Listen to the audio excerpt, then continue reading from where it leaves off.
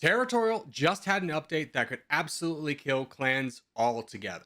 Now, I've seen a lot of confusion as to where's my name gone? How do I enter my name? Obviously, the main screen has been completely redone. How to change your name is rather simple. You go into your account, and then this is the information you can change your name over here. Now, you can only do that once per day without deleting your account or creating a new one, which is going to be problematic for clans who like to work together and do what's called a joint grind, which is we play one game for your clan and then you play one game for us. And it just kind of builds that cooperation. That is out the window right now with this daily change, unless you're going to get a clan to commit all their players to playing for your clan for an entire day, which seems rather unlikely. Now, with the entering of a username and the requesting of an update, a lot of us were very hopeful that there would be some kind of name filters. Obviously, racial profanities and just absolutely negative and disgusting language shouldn't be allowed in the game. The game should conform to industry standards of what is appropriate and what is not. Obviously, there's a conversation to be had about where that line is, but I think moving more towards industry standards would be the wise thing to do, especially if you're a new person coming into the game. You see a bunch of very hateful names, you go, whoa, what is this game about? Maybe I'm missing something. Maybe I don't need to be here. That really needs to be changed. We've been kind of hoping for this for about 2 years and it hasn't been updated yet. It is a very simple change to implement, so we can only hope that the dev does add those changes in shortly. Now, the other addition that's more highlighted now is gold. We don't know what gold is for other than to potentially change your name at some point down the road. What are all these changes for? What is gold for? We do not know. What could be happening here is we're moving to an account based system, obviously with the account, but more so that to play the game, you have to have an account that is linked to you. This might be a potential solution for botting and cheating and things like that. We'll have to kind of wait and see how that plays out because this is just pure speculation at this point. Gold could be used for some kind of in game betting system, which might add a little bit of fun to the game. So you bet more on a contest, you get more points out of it based off how many other people are betting and the odds. I don't know. That's again speculation that does dive a little bit too close to gambling. I don't know the regulations around the world on that. I'm just purely speculating because it doesn't seem like there's a use for it right now. Now, the biggest change that has come through is clans and clan points. As you can see, clan ranking now just shows the top 10 and the points are completely out of whack. You can see Corgi has 17.2 points, which is drastically higher than when we started the day at 14.7. In 2 hours, we had risen to 15.9. Clan totals are completely revamped in how many you get from a game. After a contest, we won about 1,400, where typically we win about 200 to 300 points. Now, this does throw many clans completely out of whack. A lot of clans use points to assign roles and give awards and different things like that. Everyone's having to rework that system right now with no prior warning from the dev. I wish he had solicited some feedback from us so that we could at least be aware of these changes and not having to react and could be proactive and potentially even giving feedback into this system. Now, you may be saying, where's my clan? We're not in the top 10. It is still there. Granted, the UI is a little bit more clunky now, but to show where your clan is, if you're outside the top 10, you have to go to the menu and then links and then clans, and this will show you where your clan is in total.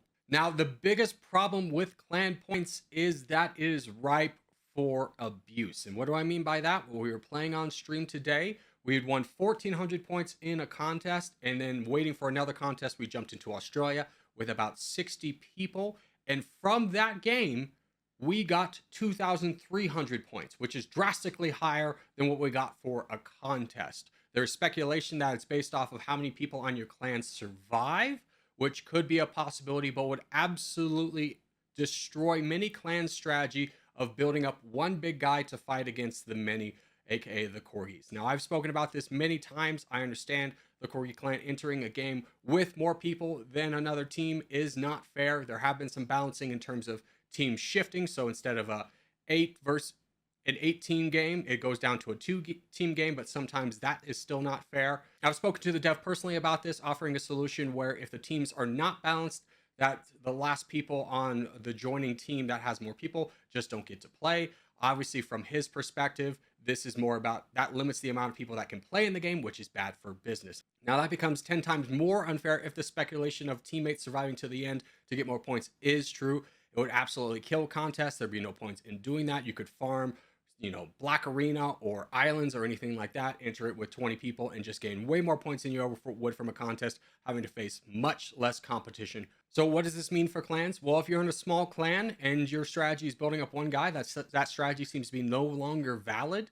It does seem to give a much bigger boost to clans that are already on top and have more players, which is honestly not fun for anyone. It takes away the challenge from everyone. It takes away even the need to go into a contest and face tougher opposition, or to even fight games with overarching numbers against you because they're just going to win and then you just lose. Even if you do win, you get one person to the end.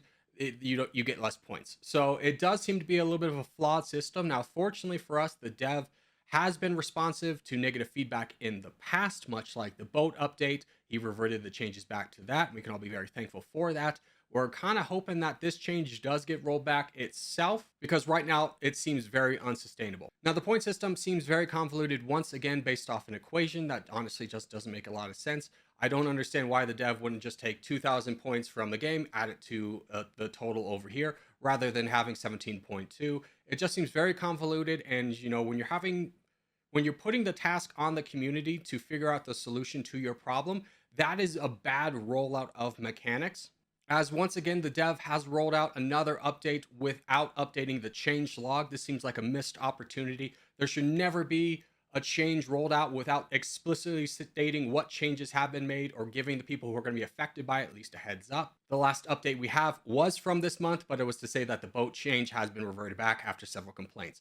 So this needs to be updated with a change. It's inexcusable to roll out an update without updating the change log. The next big change that has been implemented is you now get points towards your clan total by playing in Lobby 2 games. This is another system that is ripe for abuse. If you don't know about Lobby 2, you go to Menu, Settings, Lobby 2, Save and Close, and this will bring you to a separate lobby from the main lobby. This is another system that is ripe for abuse. A clan could potentially go into a Lobby 2 game with 30 of their players versus 30, bots or fake accounts, wipe the floor with that, get the points without any opposition. And this is an example of a system that not could potentially be abused, but is only a matter of when it will be abused. As reported on in the Territorial server, looks like Elite has done this. They grinded 3k points in 90 minutes, which is just absurd. And as reported here, they're saying a side game with 40-50 players can now reward you up to 500 points. We got 2,300 points from a side game in Australia. The last big change and rework is how 1v1s are working. This has always been kind of a buggy system with a lot of cheating and so forth, or accusations of. Now there is an exploit where if you have more land than your enemy, you can just immediately leave the game and you win. So what this means is you can just immediately get bigger than your opponent, get the crown, and just leave the game without ever having to fight them. This seems like an update that will be patched out shortly, but it is an exploit right now. But those are my opinions. I'd love to hear yours in the comments down below. Let me know, and we'll see what the game looks like going forward. But as for right now, thank you guys so much for watching, and I'll see you in the next one.